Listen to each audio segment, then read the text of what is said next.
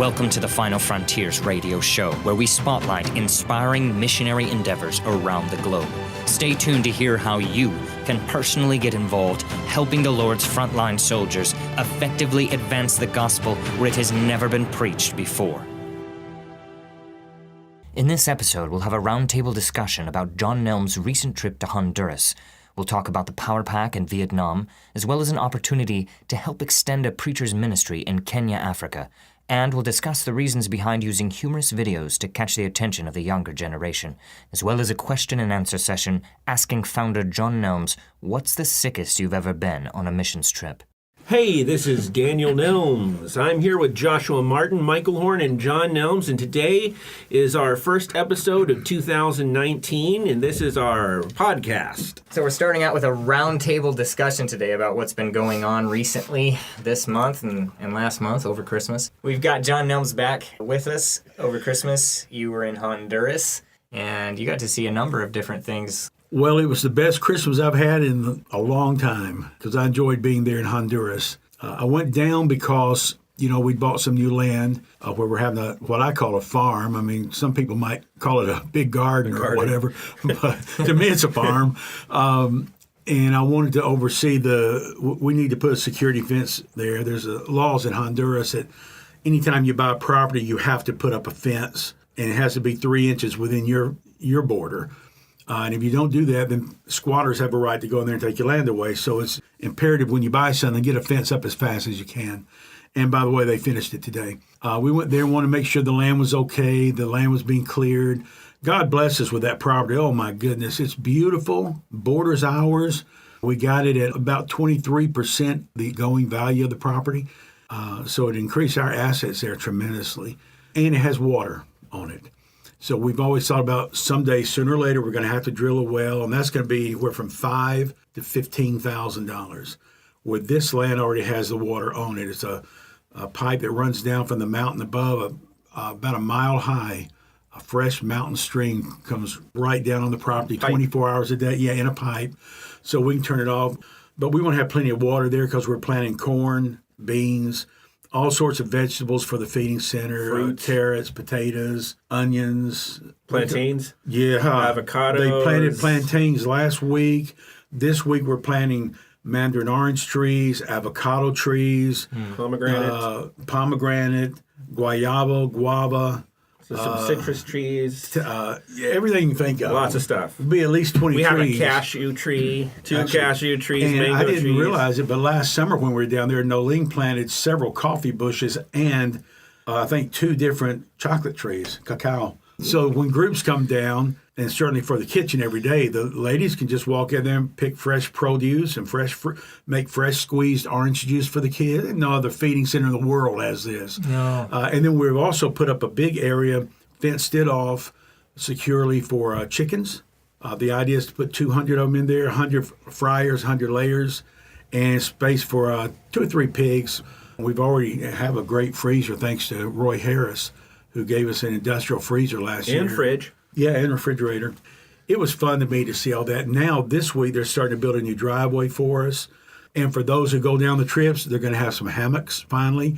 We've had 1 or 2 that people have to rush to get Fight to. over a little bit. We've always had a few hammocks there. Yeah, but now we'll have all the hammocks you want.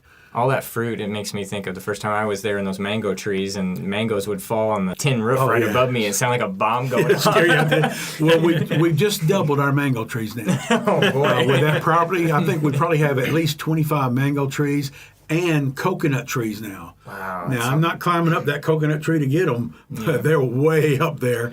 You almost need binoculars to see them, but it's just going to be fresh everywhere. And the idea is you have a good time, you eat well, but then we go out and have some fresh ministry opportunities. Right. We started 2 new feeding centers. I got to go to both of them when I was down there. One of those our groups had never been to, and that pastor, he's already started 2 more churches in 2 villages beyond him. We got a lot of new things for people to see this summer. So just remember, everybody, if you're interested in our visionary trips, there's still time to let us know. Absolutely. Just give us a call or shoot us an email. They start off at the end of May. June is full. Okay. June is full. completely full. I've already started booking up July. So if you want to go, you need to get in touch with us quick about this. Otherwise, you'll miss out on your opportunity. But it'll definitely be a blessing, as you can hear. There's a lot there waiting for you. And you'll be comfortable, but you also get to do a lot of ministry. Yeah. The last trip I'm working on now is a group of people who don't even know each other. They're from random churches, or like one guy wants to go, a pastor and his wife want to go, and then I think there's another lady that wants to go with her friend. So we're just going to lump them all into one group, and that's only 5 people. And my goodness, we can hold 30 comfortably. So we got 12 rooms. So we could have 7 more people, and they can each have their own room if they wanted to. So if you're interested in coming, this would be a good summer to do it. It's good hearing about the pastors and the work that's going on out towards the Tulapan. You said that, is it Pastor Carlos? Yeah, I met with Carlos Mesana. He'd been talking about a pastor who lives not too far away, about maybe getting him to take over that church. Frankly, he has to leave early Saturday morning to drive there, and he spends the day with them, then drives back Saturday night. And then he's got his 2 or 3 services on Sunday. And so I figured it was wearing on him. Not only does he go, but his wife and kids go, and some ladies and men in his church go. So one day he came out to see me. He said, is there any reason why you want that pastor to take over the work in Rio Arriba? I said, yeah, just to make it easier on you. He said, well, I enjoy going out there. Right, I love that. What? You enjoyed that? I mean, that's about a 4-hour drive each way for him on some horrible, horrible roads. It's tough. I mean, they knock the bolts right off of your car when you're driving along. It is a rough ride. And he said, well, I really enjoy going out there. It's my ministry. My wife and kids love it. Our church members love it. He said, John, we go out there on Saturday. We come back on Sunday and tell everybody what happened. And then on Wednesday, people at the church come. They bring food. They bring used clothes, whatever they've been able to scrounge up that week for us to take back out that Saturday. So they've turned it into like a sister church thing for them. And he said, I don't want to do it forever. He said, I told them in the church, it meets outdoors. So we were sitting there under the tree, and I told them, I said, I'm not going to be your pastor forever. God's going to have to raise up a man from within the church, and I'll train him to be the pastor. And when he's ready, then you won't see me anymore. I'll go and help with another ministry somewhere. Yeah. You always look upon these new churches as being babes in Christ, and they are. But when babes in Christ can grab that concept that one of them has to step up, all of a sudden you start seeing a toddler emerge from those babies. Yes. And next thing you know, you got a primary school person from amongst those babies. And some will be babies forever. But God will raise up somebody, and he's got the curriculum now to start a Bible Institute out there for a few men in the area who are interested in studying it. Yeah. I don't have to think about Rio Arriba anymore. It's in good hands. I'm excited about that. That means a lot to me. Yeah, it does. I'm excited, too, about the Tulapan and the Toll language chips. And another power pack. Yes. So there's actually a power pack out there in that Tulapan territory where you guys heard about it and you saw the video. Imagine a power pack out there being taken around in those mountains. That's going to happen now. And this is a new power pack, a completely new version. Costs half of what our older systems used to cost. So now we can do twice as much for every donation. It's an amazing thing. Well, and I'm glad you brought that up, because I think a lot of people in the past have wanted to donate one, but they couldn't afford it. Yeah, I couldn't afford it. I couldn't afford it either. It's expensive. But now that they're half price, I can see that ministry really starting to pick up now more than ever. It's really much more affordable now. And there's so many preachers around the world that want one. Yes. I mean everybody would want one. But endless line of requests. Didn't you get one recently from Vietnam? Yes, today. I get more requests than we have funds to build them, but that's always the way. It always is. But. And these guys in Vietnam are not just Vietnamese, they're tribal, if I read the thing right. They're tribal. And being tribal, that means they live up in the highlands that border both Laos and Cambodia. Yes. So that means they would be able to take the power pack on their shoulders, literally, right across the border into these other 2 countries to their own tribal people who live there. Yes. Phenomenal. Not only that, they wouldn't be too far from, depending on where they're at, they could be hundreds of yards away from southern China. And this brother who can help us out with this is going back to live in Vietnam in just a few months. So if you're interested, it costs us now around $1,500 to deploy one of these packs. 1, 2, 3, whatever we can get him, he can get it out into Vietnam, into the hands of these preachers who are already there. and have a big impact. So if you're interested in helping, even if you can't afford to fund a full pack, hey, $10, $20, whatever you can help with, it'll go into the pool and we'll build them just as fast as we can. Just in the past couple days, I've had a friend of mine, Tom Okeo. He's one of our preachers that is in Kisumu, Kenya. He's near Lake Victoria. And sometimes he'll send me messages. He sends us things. He's always wanting to do the Touch of Life program there. He has a building for that. We've had episodes in last year's podcast about the 14 children that I went into their home and they had just a little bit of porridge every day. And I know that touched some people's hearts. We did a debriefing on that where you actually got to see those kids. I spent a little time with them, and then we found out that the oldest girl had died. She had epileptic problems. She had some issues where she couldn't get her medicine. They couldn't pay for her medicine, and it was really sad. We told that story as well. Yeah. Just recently, he's told me that a couple of their kids had to come out of school. They don't have the money for that. And there's somebody out there that wants to help with these children. If you want to see those kids go to school, he was asking for $200 to try to help them stay in school this year. And so if that's something that somebody wants to do, that'd be great. You know, a lot of people can't give $35 a month right. to support a child. They want to, but it's not in their budget. But they have dollars, pennies, whatever here and there. And so we came up with this idea last summer of, for folks like that, they could actually help feed an entire village of children. Well, the smallest budgeted part of the $35 is the food. You got school uniforms, school books, medicine, cooks, staff, everything else involved with it. But we found that when you go into a village and all you're going to do is just feed the kids, well, then the mothers come out and they're willing to cook. And they've got their own pots and pans to cook with, so you don't have to buy those. And everybody's got a plate they can bring out to put the food on. You don't have to buy that. All you have to have is just the food. And in most countries, a typical food, like for instance, you might enjoy going to Longhorns and getting a ribeye steak or something that costs $40 or whatever they cost. But a typical American meal is going to be a hamburger. Yeah. And you could buy 15 hamburgers for what you buy one ribeye. And every country has their own typical food that usually is typical because it's cheap and everybody can afford to eat it. So that's what we do. We go in and we let them set the menu. But we tell them, we're going to give you X amount of money for the children you have here. You feed them. And what they do is they have them come to church and they cook it at the church or at their homes. They bring it to church. Mm-hmm. The pastor gets up there. He teaches them Bible stories. They have singing. I was in one 2 weeks ago, and they were standing up. The kids were quoting Bible verses that they had learned. Man, they sang for almost an hour, just children singing praise songs to the Lord, you know. And then when it all was said and done, after about an hour and a half of Sunday school and church time for children, they got in a line, they fed them. And the kids loved it. Each kid got one. If they wanted more, they got in line, they got a second one. But you know what, Josh? It takes us about 10 cents right. per child per meal to do this. So we're saying today about this village you're talking about, they have 500 kids. 500 kids, and so a lot of starving going on in that place. So if they could have their regular meal that they would typically eat if they had food to eat, and for $50, you could feed all 500 kids one meal. So what our idea is, let's find four to five folks that can give 50, or 2 folks that can give 100, whatever, and then we can give those kids in that village a meal every Sunday of the month when they come to church to hear God's word. Maybe you're one of those people who say, you know, I have too many monthly expenses. I can't commit to get one more thing to give every month. Can you give one time? You know, a lot of us can pull out $100 to give one time, but we can't pull out $50 a month. Our budget won't allow it. So that is always an option. Don't let that stop you. Yeah, it's a great opportunity. And in my mind, we go into these villages now and we can still get the kids sponsored. Sure. But they're already eating while they're getting sponsored. They don't have to wait for a year, 2, 3. And once we got them all sponsored, now we take that surplus money we've had and go open up another feeding center at another village. And it's always in relationship with a church that's there. Right. Helping a preacher that we work with. We've been working with this man for at least 25 years now. So he has a very long and established track record with us, and we know that he's trustworthy.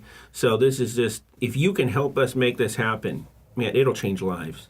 Just make sure you send in that offering and tell us it's for the Kenya Sunday lunch. Yeah, we call that program Sunday lunch. We were speaking of Honduras, and we were speaking of visionary trips and everything. Ernest is going to be on a visionary trip. That's going to happen this next summer. We invited him. And that kind of leads us into why we're doing some of these comical video series right now. And that's something that we wanted to talk about out there. Because I do a lot of very serious things. The first time I came in, it was the Touch of Life. Boy, I mean, I was near tears for several weeks just going through stuff, trying to make that and show how bad that is and what those kids go through. And when we did the Preachers movie, that was over a month, and we were attacked here spiritually. We not only just sicknesses, but computers shutting down. It was an amazing. I started keeping a record of the spiritual hardships that we went through just because we're trying to show what Final Frontiers is all about. The national church planner that's out there planting churches, and that's what we're all about. But we're trying to get people to recognize and see that we're here that we've never been in contact with before. It's something that we were talking about with the board of directors. You know, we had hired Josh in the past to do videos for us, and they're very hard-hitting, they're very emotional, and they're very important.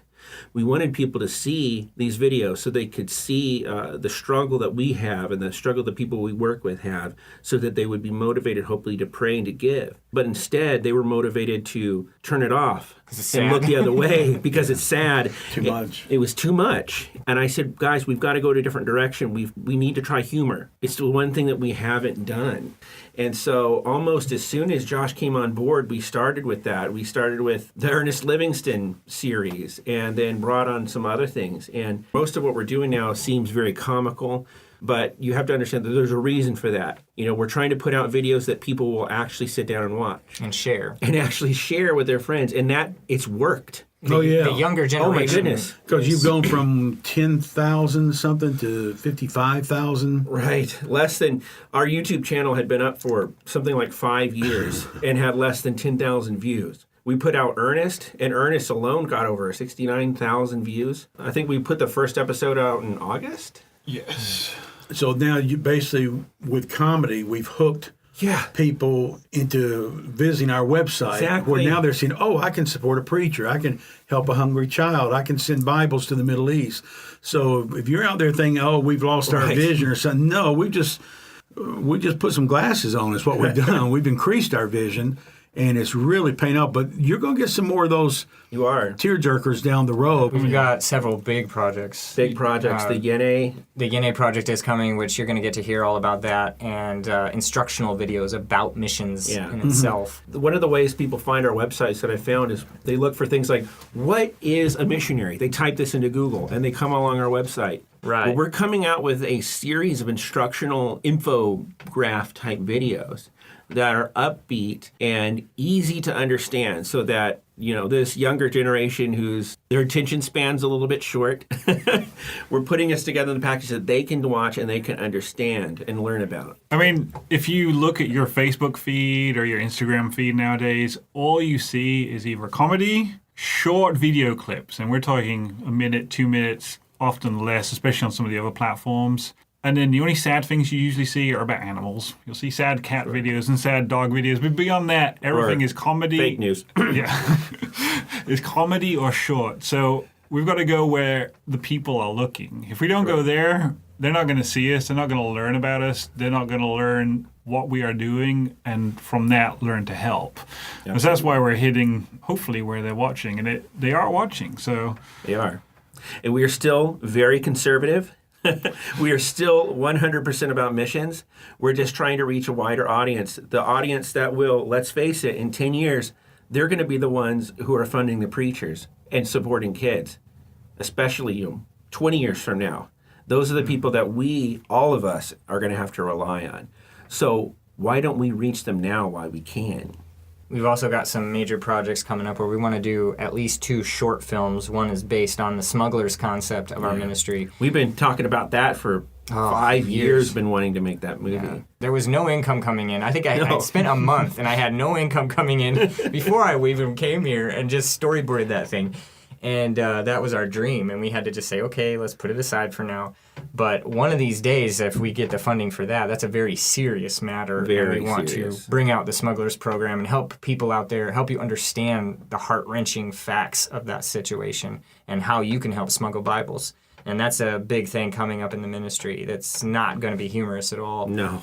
There's also a huge effort that we want to do with teenagers out there in missions, and we want to create a short film about that shows a teenager losing everything at the end of themselves and actually is used as a missionary, and that's going to be a really... Very powerful. Yes. Very important. It's important. That's really the word for it. Really it is important. So key right now to do that. Yes. We're losing our youth today. Right. I mean, our kids spend exorbitant amounts of time on their devices, on their screens, on their iPhones. They're watching YouTube, they're watching everything else, and we're losing them. There's very little Christian stuff on YouTube that they're going to come across while they're scrolling through, clicking on next video, suggested videos. It's just not there. So, we're trying to put together professional, good quality stuff, great stories here.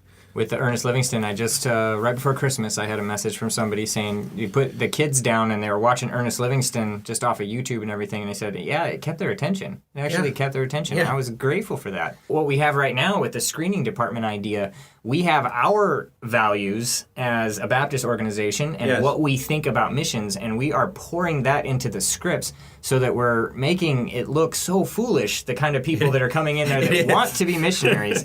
And that's the idea with that. It's something that a church could show and say, look how ridiculous this is, and look at the little key things that are being said. The interviewer, which is the girl that's sitting there interviewing that person, we're making it so easy that a child can understand it. It's obvious she can see right through the disguise of this person who thinks that they can just be a missionary without even have ever planted a church or having any experience whatsoever. So we're putting ideals and things about Final Frontiers into these, and you have to watch them to see it. I guarantee if you watch these, you'll say, wow, I knew a person who came to my church and sounded a lot like this. I thought it was a good idea at the time, but wow, now I see it's completely ridiculous. So we kind of go to the extreme as far as things being ridiculous so that it's funny, but each one has a very distinct message that is very clear and easy to understand. So simple a child can understand it, and that's why we let them run our screening department in the show. Right. Don't worry, they're not running it here at the moment. Not in real life, but in the show. Let's pretend. Right. So easy that they can just take care of it. We don't even bother with those kinds of people. No. Well, we hope you've enjoyed this roundtable episode. We'd love to hear from you. Let us know if you've been enjoying our YouTube videos. If you haven't been watching them, then we hope this inspires you or intrigues you a little bit just to kind of head on over to YouTube. Just look for Final Frontiers Foundation and you'll see them pop up. And visit our website at finalfrontiers.world. You can get links to our YouTube channel, our radio website, Facebook, etc. In third world countries, the only truth that some children know is hard work in the hot sun, an expectation of life of disease, hardship, hunger, cursings, and abandonment. We can't change where they live, but we can change how they live. We can touch their life and make a difference. With hundreds of millions lying on the brink of starvation, would you say with your Lord, suffer little children to come unto me and forbid them not? If you would like to sponsor a child, visit us at finalfrontiers.world.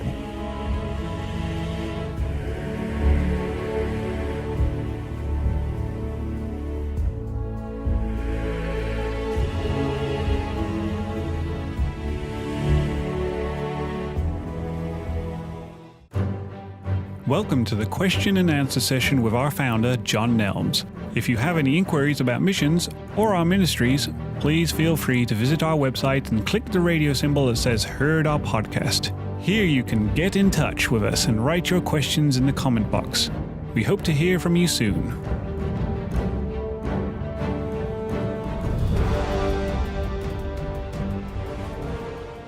Why don't you tell our listeners, what's the sickest you've ever been on a missions trip? I had to think about that for a second, but really I shouldn't.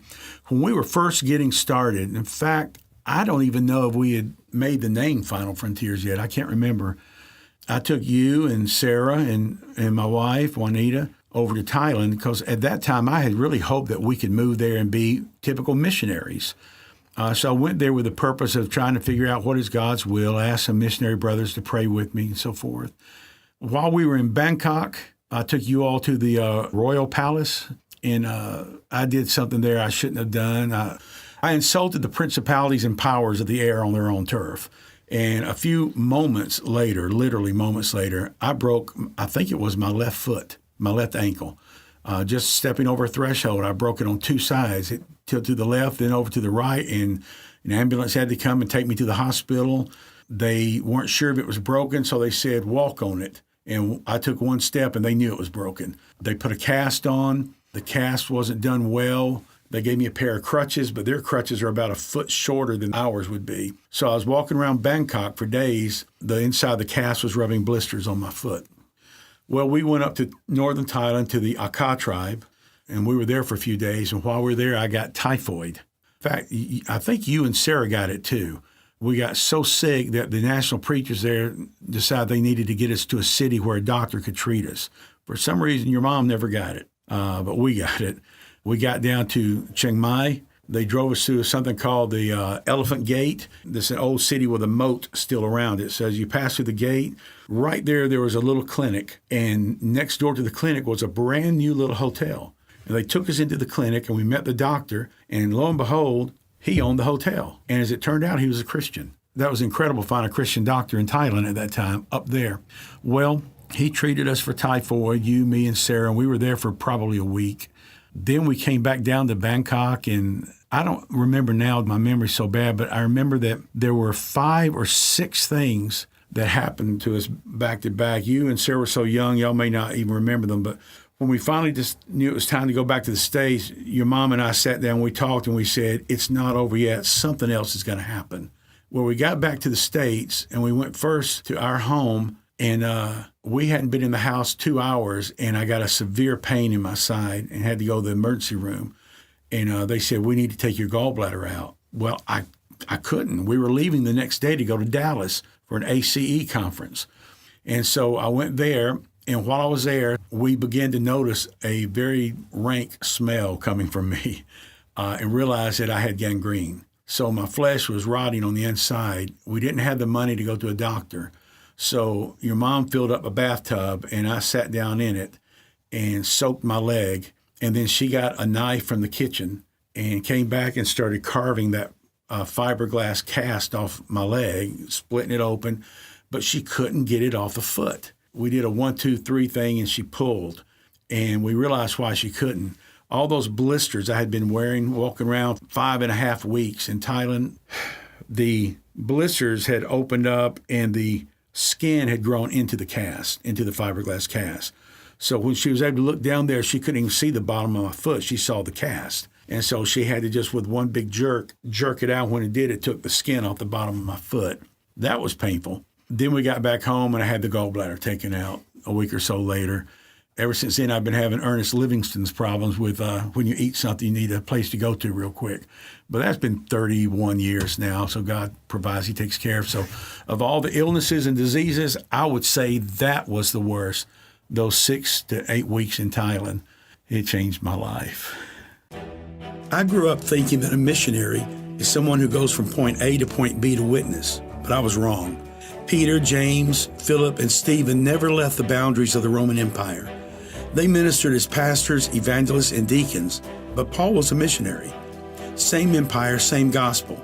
So why do they have different titles? Because they had a different calling and purpose.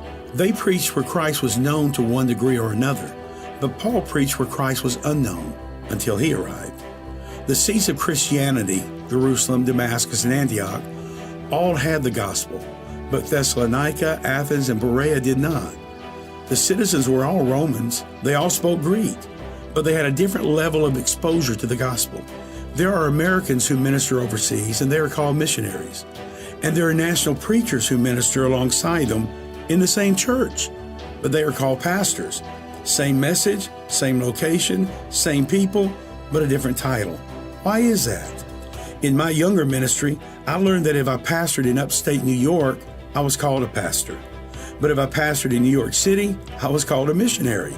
But there is no scripture to support that. A place does not qualify as a mission field because it is far from home or because it has a different language or culture. It is a mission field because there is an absence of the preaching of the gospel and the inhabitants know little or nothing of Christ. It's all about access. If the gospel is there and available without restriction, then it is not a mission field. It is a ministry field. Those needed to preach and serve there are not missionaries, but evangelists and pastors and deacons and laymen. If there really is no purpose in these different callings of God, then why go overseas when we can stay home and do the same thing? I'm Jon Nelms. To learn more about missions, order a copy of my book, The Great Mission, on our website at finalfrontiers.world.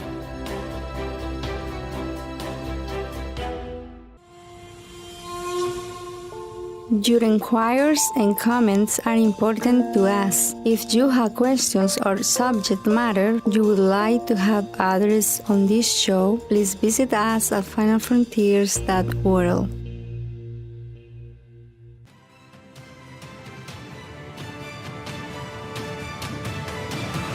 You've been listening to the Final Frontiers radio show, funded by sponsors like you. Thank you so much for joining us. Through the funding of national and native preachers, we endeavor to effectively advance the gospel where it has never been preached before. If you want more information, visit www.finalfrontiers.world. That's finalfrontiers.world.